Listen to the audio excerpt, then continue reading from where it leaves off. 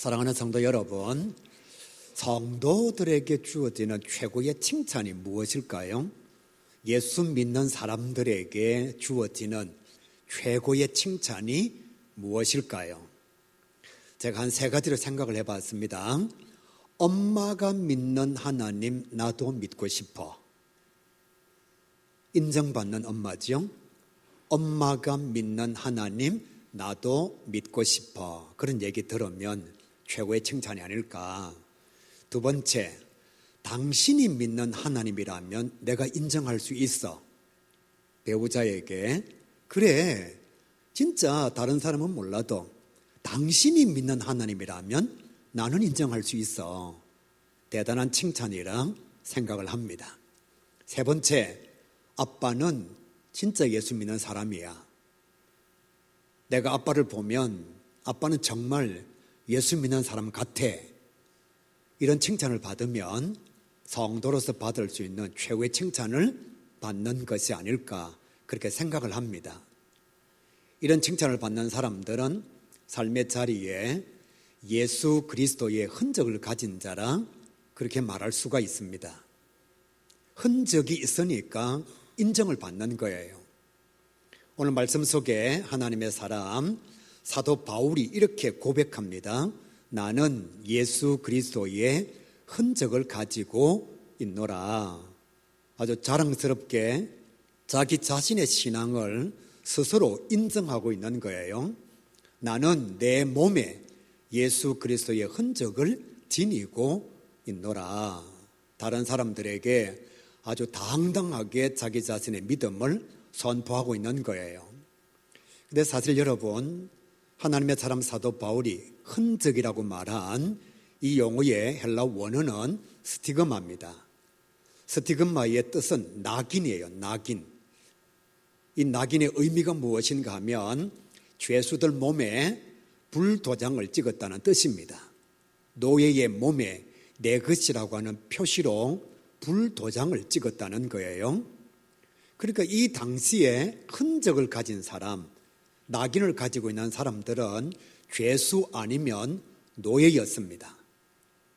그러니까 이 낙인이라고 하는 단어는 자랑스러운 이름이 아니고 부끄럽고 수치스러운 용어라 그렇게 말할 수가 있는 거예요. 그 어떤 의미로도 좋은 의미는 가지고 있지 않습니다.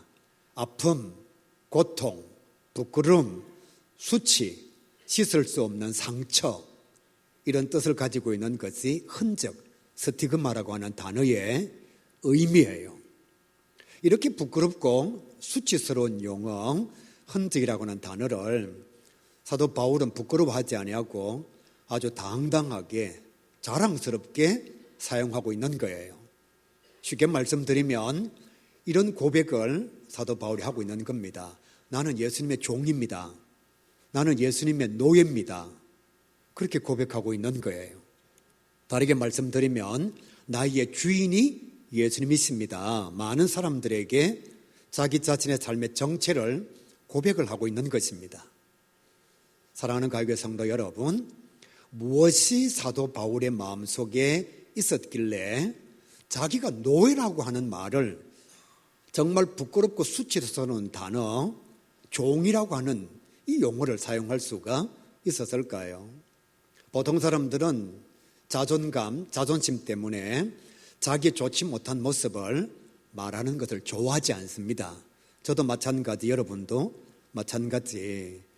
여러분, 누가 자기의 약점을 말하고 싶겠어요? 제가 조금 전에 말씀드렸잖아요. 이 낙인, 스티그마, 흔적, 이 용어는 부끄러운 용어라고요. 죄수가 아니면 노예들에게 사용되어지는 그런 한정적 용어였습니다. 근데 사도 바울은 다른 말을 해도 되는데 죄수나 노예들에게 사용되어지는 이 스티그마, 흔적이라고 하는 단어를 사용했다는 거지요. 내가 노예입니다. 나는 예수님의 종입니다. 나에게는 주인이 따로 있습니다. 이렇게 담대하게 자랑스럽게 자기 자신의 정체를 선포하고 있는 것입니다. 이렇게 말할 때에는 사도 바울의 마음속에 움직일 수 없는 확신이 있었기 때문일 것이라 그렇게 생각할 수가 있습니다. 분명한 것이 있었기 때문에 감히 이렇게 고백할 수가 있는 거지요. 사도 바울이 가졌던 두 가지의 확신, 첫 번째가 무엇인가 하면 복음에 대한 확신입니다. 사도 바울은 예수님께서 전하신 진리의 복음에 대한 확신을 누구보다도 정확하고 뚜렷하게 가지고 있었습니다. 당시의 사람들은 구원을 받는 조건이 무엇인가 하면 행위였습니다. 할례를 받는 것이었어요.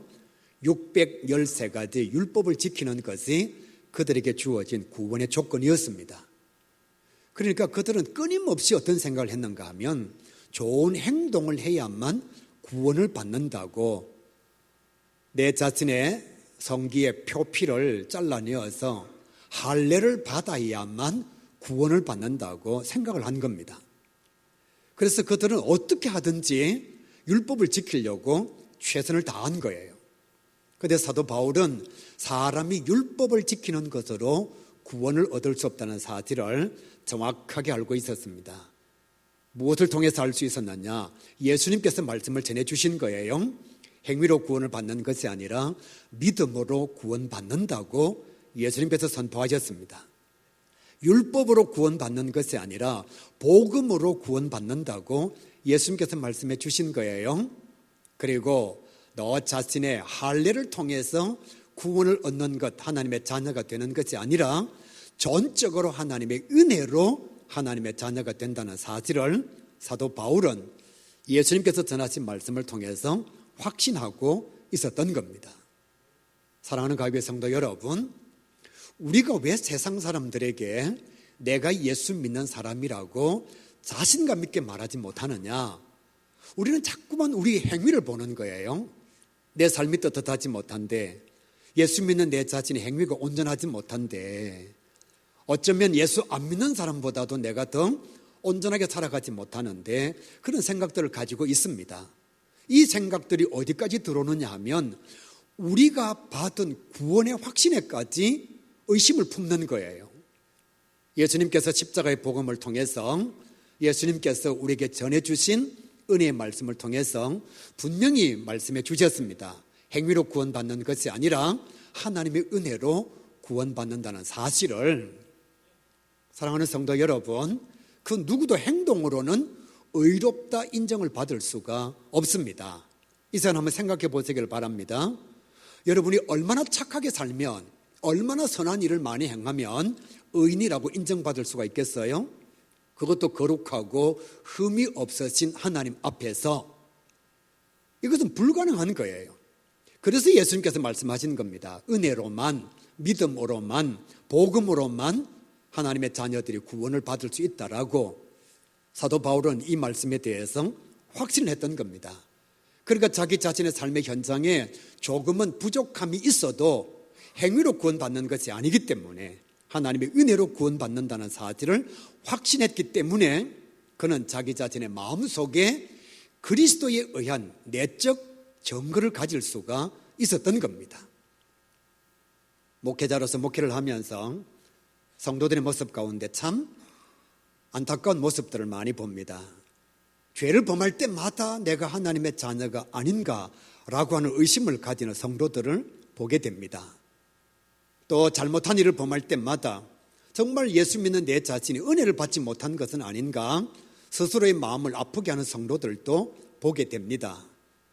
제가 여러분에게 분명히 말씀드릴 수 있지만 우리가 은혜를 받고 구원을 받았다고 해서 죄를 짓지 않을 수는 없습니다.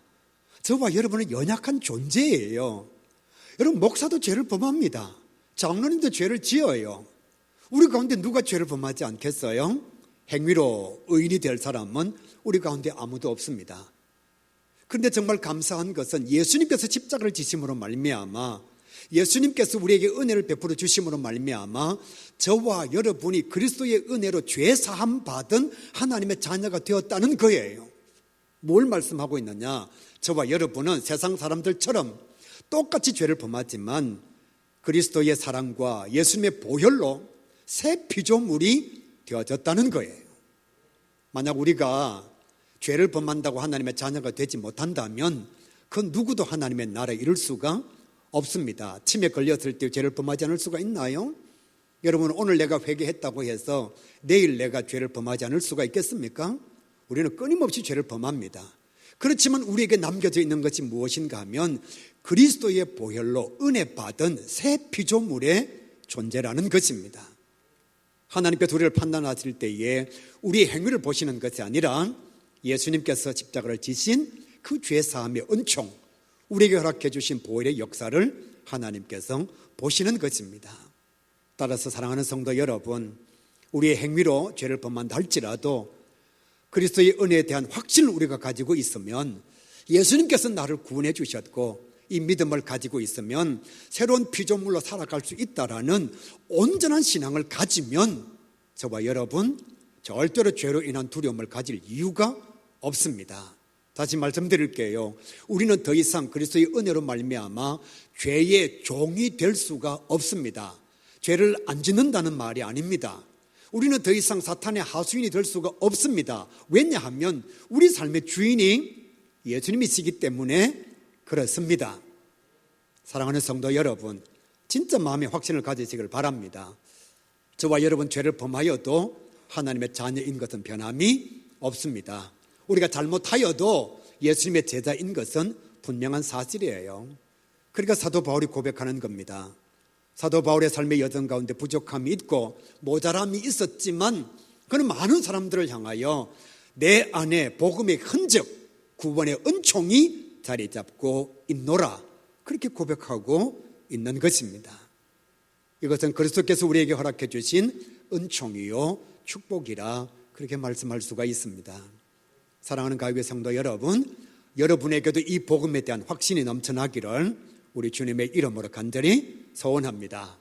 아무리 말해줘도 안 믿는 사람은 어쩔 수가 없어요. 또 죄를 범하게 되면 신앙이 흔들려요. 또 자기 자신이 원하지 않는 악을 행하게 되면 하나님 앞에서 하나님의 자녀가 아닌 것처럼 두려움을 가지게 된다는 사실이에요. 하나님 앞에 서게 될 때에 자기 자신의 이름이 없을까 염려하는 성도들도 있다는 사실이요. 그런 성도들에게 제가 하나님의 말씀으로 분명한 확신을 드립니다. 여러분의 마음속에 그리스도에 대한 구원자의 고백이 있으면 여러분 하나님의 자녀입니다. 죄로 인하여 구원을 받지 못하는 것이 아니라 믿음으로 말미암아 구원을 받게 되어 있습니다. 이 사실을 진짜 믿으심으로 어떤 상황 속에서도 자기 자신이 예수 믿는다는 사실을 절대로 부인하지 않는 하나님의 자녀, 우리 가요교회 모든 성도 다 될 수 있기를 주님의 이름으로 간절히 축복합니다. 두 번째 사도 바울이 가지고 있었던 확신이 무엇인가 하면 사명 감당에 대한 확신입니다. 하나님의 사람 사도 바울은 진짜 누구보다도 사명을 온전하게 감당한 하나님의 자녀라 그렇게 말할 수가 있어요. 그는 외적 흔적을 가진 하나님의 일꾼이었습니다. 사도 바울은 성경을 13권을 기록하였습니다. 성경을 기록한다는 것은 하나님의 계시의 음성이 없으면, 하나님의 영이 임하지 않으면 성경을 기록할 수가 없습니다. 13권을 기록했다는 것은 날마다 하나님과 교통하고 있다는 뜻이에요. 이 사명을 온전히 감당한 자가 사도 바울입니다. 그는 가는 곳마다 예수님의 제자들을 양육했습니다. 솔직히 저와 여러분 한 명 전도하는 것도 너무 어렵잖아요. 1대1 제자의 양육, 교사하는 것도 쉽지가 않습니다. 교회에서 다 붙여주는 성도들, 우리 교회 등록한 성도들에게 하나님의 말씀을 가르치는 것도 쉽지가 않은데, 하나님의 사람 사도 바울은 자기가 직접 자기 발로 걸어가서 그곳에 있는 사람들을 하나님의 사람으로 만들어서 성경을 가르치고 복음을 선포해서 예수님의 제자를 양성했다는 것입니다. 이것도 어려운데 사도 바울은 정말로 많은 교회를 세웠습니다. 물론 우리 가야교회도 이염교회를 세운 자랑스러운 역사가 있죠. 그런데 사도 바울은 교회를 하나를 세운 것이 아니라 정말로 많은 원형교회, 초대교회를 세운 하나님의 사람이었어요. 이렇게 선한 사역만 감당한 것이 아니라 그는 예수님 때문에, 사랑하는 가요교회 성도 여러분, 말로 감당할 수 없는 고난을 받았습니다. 제가 어떤 때는 이렇게 표현하고 어떤 때는 이렇게 표현하는데, 하나님의 사람 사도 바울은 사람이 받을 수 있는 모든 고난은 다 당했어요. 하나님의 사람 사도 바울은 사람이 감당할 수 없는 고난까지 당한 자가 사도 바울입니다. 그는 여러 번 고백합니다. 내가 죽음의 위협을 느꼈노라. 자연의 위협을 내가 받았노라. 사람의 위협을 내가 다 당하였노라. 사람이 맞아서는 되지 않는 40의 하나 감한 매를 내가 맞았고, 돌에 맞아서 내가 죽었는지 살았는지도 모르고 성 밖에 버리워져서 마음의 산소망이 끊어진 적도 있었노라. 그러니까 정말 사람이 당할 수 있는 모든 고난, 사람이 감당할 수 없는 모든 고난을 다 당한 사람이 사도 바울이에요. 왜 이렇게 고난을 당했느냐? 사명을 감당하기 위해서. 그러다가 결국은 예수님과 마찬가지로 순교의 제물이 되는 하나님의 사람, 이 사람이 사도 바울입니다. 예수님만큼이나 사명 감당하기 위해서 고난을 많이 받은 사람이 사도 바울이라 그렇게 말할 수가 있는 거예요. 이렇게 사명 감당하는 데 최선을 다하니까 당시에 사도 바울이 지나가면 사람들이 다 이렇게 인정합니다. 그리스도인, 예수 믿는 사람, 하나님의 사람, 그렇게 인정하는 거예요. 자기 안에 복음에 대한 확신을 가지고 있었습니다. 죄를 범하지 않을 수는 없지만 그러나 그리스도의 보혈이 있기 때문에 새로운 피조물로 거듭나서 그 어떤 경우에도 하나님의 자녀에서 버림받는 경우가 없다는 확신을 가지고 있었고, 그 확신이 너무너무 감사해서 내 마음대로 살자, 죄를 범하면서 엉망으로 살아가자가 아니라 이 은혜를 갚기 위하여 내게 주어진 사명을 감당하자. 그는 죽기까지 사명을 감당했어요. 그러니까 진짜 여러분, 사도 바울의 몸에는 고난의 흔적이 너무너무 많았습니다. 예수님 때문에 당한 어려움이 너무너무 많았습니다. 그러니까 자기 자신도 내가 그리스도의 고난을 가지고 있노라 이렇게 고백하고, 사람들도 사도 바울이 지나가고 나면 정말 저 사람은 예수 믿는 사람이야, 그런 인정을 베풀게 되었던 거죠. 저와 여러분도 이런 인정을 받고 싶잖아요. 또 이렇게 당당하게 나는 그리스도의 제자입니다, 나는 예수님의 노예입니다, 나는 하나님의 종입니다 라고 말하고 싶은 믿음의 여정을 우리도 가지고 싶잖아요. 근데 사실 잘 안 돼요. 정말 잘 안 돼요. 어떤 사람들은 아직도 회사에서 자기 자신이 예수 믿는 사람인 것을 모르는 사람들이 더 많은 그런 현실을 가지고 있습니다.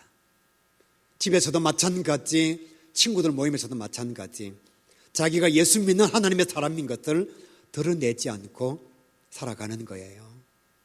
조금 더 심하게 말씀드리면 어떤 사람들은 솔직하게 자기가 예수 믿는 것을 들킬까 봐 숨기고 살아가는 사람들도 의외로 많습니다. 혹여라도 회사에서 아니 김 과장도 교회 다녀? 라고 말할까 봐 자기 자신의 신분과 정체를 숨기면서 예수를 믿는 사람들이 참 많은 거예요. 제가 처음에 이렇게 말씀드렸잖아요. 예수 믿는 성도가 받을 수 있는 최고의 칭찬은 아빠는 정말 예수 믿는 사람이야, 엄마가 믿는 하나님 나도 믿고 싶어, 당신이 믿는 예수라면 내가 인정할 수 있어, 이런 인정을 받고 싶은데 솔직히 우리 잘 안 돼요. 교수님 교회 다니세요? 또 아니면 엄마 교회 다녀서? 아빠도 예수 믿고 있어?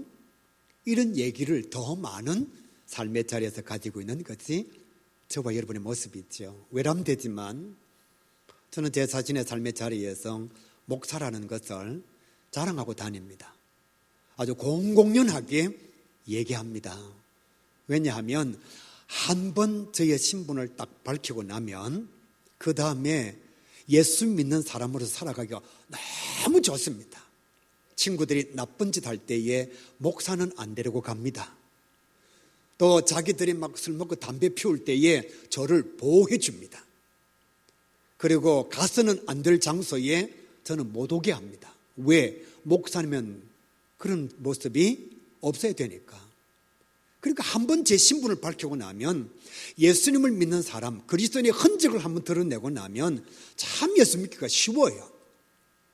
성도들도 다 이랬으면 좋겠는데 솔직히 잘 안 돼요. 특히나 예수 믿는 것 때문에 손해보는 자리, 예수 믿는 것 때문에 자기 자신에게 유익이 찾아오지 않는 상황이면 더 예수 믿는 것을 숨기는 겁니다. 누구처럼? 사도들처럼. 예수님의 제자들을 한번 보시기를 바랍니다. 여러분이 모자라는 게 아니에요. 여러분이 부족한 게 아니에요. 예수님께서 제자들을 3년 동안 데리고 다니면서 기적을 보여주고 하나님 나라 말씀을 가르치고 심지어는 예수님 자기 자신의 정체까지도 보여주셨습니다. 3년 동안 도제 수업을 시키신 분이 예수님이시거든요. 여러분 1년이 아니고 3년입니다. 우리 속담에 서당께 3년이면 여기까지만 얘기하겠습니다. 이 3년이라는 시간은 엄청난 거거든요. 예수님께서 기적을 보여주고 능력을 행하고 먹을 것을 제공해주고 말씀을 가르치고 하나님 나라를 선포하고 엄청난 사역을 감당하셨는데도 예수님께서 재판을 받으실 때에 제자들의 모습을 보십시오. 한 제자는 부인하고 저주하고 맹세했습니다. 너 예수님하고 한패지. 쓸데없는 소리 하지 마라 너. 내가 지난번에 예수님하고 같이 다니는 거 보았는데 한 번만 더 얘기하면 가만 안 둔다 너. 어떤 제자는 너도 예수님하고 한패지 그럴 때에 나체로 도망을 갔습니다. 3년 동안 예수님께서 놀라운 능력을 보여주셨는데 어떤 제자는 3일도 기다리지 못하고 고향 앞으로 엠마오 도상으로 내려가고 있었습니다. 3년 동안 가르쳤어요. 한 제자는 부활하신 주님 제자들이 만났을 때에 우리가 예수님을 만났다 이렇게 고백하니까 의심 많았던 제자가 뭐라고 얘기하죠? 나는 못 믿는다. 나는 못 믿는다. 예수님께서 3년 동안 하나님의 말씀을 가르치고 기적을 행하고 능력을 보여주시고 내가 3일 만에 부활할 것이다. 이 사실까지도 말해주고 닭 울기 전에 베드로 네가 나를 부인하게 될 것이다.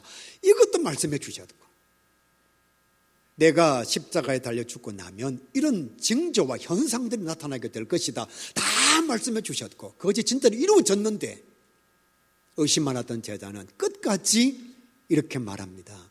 나는 부활하신 주님을 만나보지 않고 옆구리에 손 넣어보지 않고 못 박힌 손 그 바닥의 자국을 내가 만져보지 않고는 나는 못 믿는다. 여러분 우리만 예수님 믿는 거 숨기는 게 아니에요. 우리만 삶의 자리에서 예수 믿는다는 것을 당당하게 선포하지 못하는 것이 아닙니다.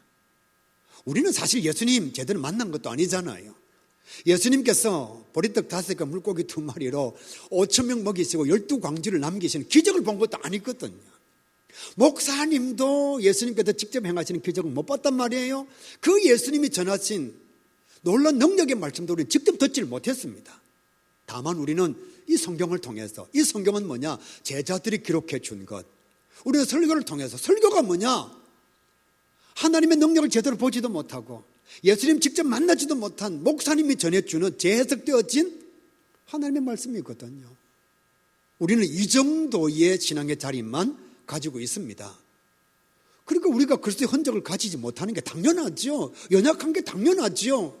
지금도 우리의 마음속에 구원의 확신을 가지지 못하는 게 당연하죠.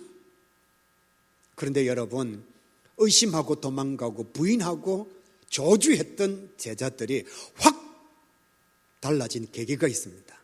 완전히 180도로 바뀌어진 사건이 있습니다.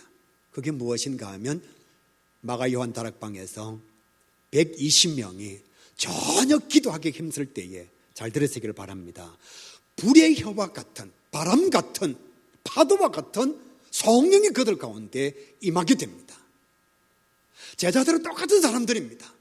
베드로도 똑같은 사람이고 도마도 똑같은 사람이고 요한도 똑같은 사람인데 마가 요한 다락방에서 기도할 때에 성령이 각 사람 위에 임하니까 사람이 완전히 달라진 거예요. 완전히 달라진 겁니다. 나 예수 모른다. 한 번만 더 그 얘기하면 가만 안 둔다. 너 예수하고 한패지. 쓸데없는 소리 하지 말라고. 나는 주님 만나보지 않고는 부활을 못 믿어 라고 말했던 제자들, 성령을 충만하게 체험하고 난 뒤에는 그들의 목숨까지도 순교의 제물로 내어놓았습니다. 사람들이 지나가다가 말합니다. 너 예수하고 한패지. 그래 어쩌라고. 너 죽을 수도 있는데 죽여. 한 번 죽는 게 뭐 당연한 거지 뭐. 사람이 죽는 게 뭐 그렇게 대단하냐고. 근데 우리에게는 부활이 있어. 똑같은 사람인데 왜 이렇게 달라졌느냐? 성령이 충만하니까. 여러분 충분히 이해합니다. 저는 목사인 것을 밝히는데 여러분은 삶의 자리에서 성도인 것, 교회의 중직자인 것, 직분자인 것, 교회에서 사명을 감당하고 숨기는 것 충분히 이해합니다. 이유가 뭐냐? 성령이 나를 지배하면 나의 주인이 바뀌는 거예요. 성령이 내 안에 충만하게 거하면 나의 삶이 달라지는 거예요. 왜 교회를 다녀도 기쁨이 없고, 왜 설교를 들어도 은혜가 되지 않고, 왜 찬양을 드려도 내 마음속에 고백이 일어나지 않느냐? 여전히 여러분은 부활의 주님을 온전히 믿지 못하기 때문에, 내 안에 성령의 역사가 강권적으로 임하지 않았기 때문에 가족들이 이렇게 말하는 거예요. 당신이 믿는 하나님이라면 나 안 믿어. 아빠가 언제 예수 믿었어? 엄마가 예수 믿는다는 게 참 웃기는 거라고. 그런 얘기를 들을 수밖에 없는 거지. 성령이 충만한 제자들이 가는 곳마다 그리스도인이라는 인정을 받게 되었습니다. 연유는 딱 하나입니다. 성령이 그들을 인도했기 때문이에요. 여러분, 이 낙인이라고 하는 것이 무엇인가 하면 주인이 달라졌다는 뜻입니다. 주인이 바뀌어졌다는 뜻입니다. 주님의 이름으로 간절히 소원합니다. 성도 여러분, 교회만 다니지 말고 진짜 성령 충만해서 어디를 가시든지, 아 그래 나 죽어도 천국 가. 복음이 나를 구원해 주셔서 십자가의 죄사함의 은혜가 있어 내 행위가 온전하지 않다 할지라도 주님께서 나를 하나님의 자녀로 인정해 주셔서 죽음? 그게 뭐가 두려워. 나를 위하여 예배해 놓으신 하나님의 나라가 있는데 이 땅에서 하나님과 함께 동행하다가 주님께서 부르시면 동행하시는 하나님과 함께 천국으로 입성하게 되는데 뭐가 두려움이 되는가? 그러니까 그의 마음속에 담대함을 가질 수가 있게 되는 거예요. 뿐만 아니라 정말 성령 충만하면 사명 감당할 수 있습니다. 노예들이 여러분 왜 최선의 삶을 영위하느냐? 주인이 있기 때문이에요. 자기 자신의 주인이 누구인지를 알고 자기 자신의 정체가 무엇인지를 분명히 알고 있으니까. 그래서 그들은 죽음의 현장까지도 나아갈 수 있었던 겁니다. 웃긴 얘기 한 가지 여러분에게 전해드릴게요. 저희 아버님은 원래 예수를 안 믿었습니다. 제가 전도해서 예수를 믿게 되었어요. 가난 말기 환자였는데 제가 진짜 아버지에게 사정하고 부탁해서 그 아버지의 육신의 고통이 너무 심할 때에 하나님을 받아들여서 한 달 동안 예수 믿으시고 세상을 떠났습니다. 저는 정말 마음에 기쁨이 있었어요. 제가 아버지에게 줄 수 있는 최고의 효도의 선물이었으니까요. 억만금을 준다고 가난 말기의 환자인 저희 아버지에게 도움이 될까요? 그런데 이 천국의 선물은 위대한 선물이거든요. 그러니까 아버지한테 맞으면서도 복음을 전하고 혼나면서도 복음을 전하고, 왜? 제 안에 복음에 대한 확신이 있으니까요. 그래서 아버님 돌아가시고 난 뒤 어느 날 저희 어머님한테 제가 말씀을 전했습니다. 전도하려고. 엄마도 예수 믿고 천국 갔으면 좋겠다. 아버지 예수 믿고 천국 가셨잖아. 먼 훗날 하나님의 나라에서 아버지 만나야지. 엄마 예수 믿어. 그러면 저는 그래 나도 예수 믿을게 이럴 줄 알았거든요. 나 너가 아버지 간대 안 간다.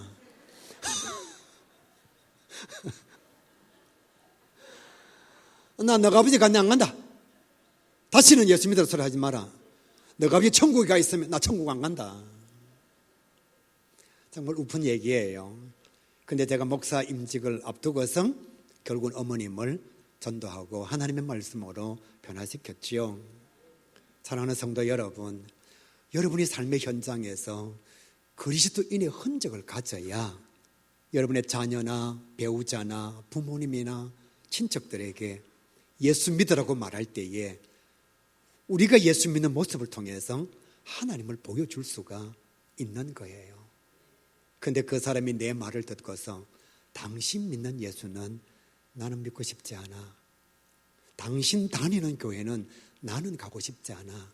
그러면 우리는 흔적이 없는 사람이 돼요.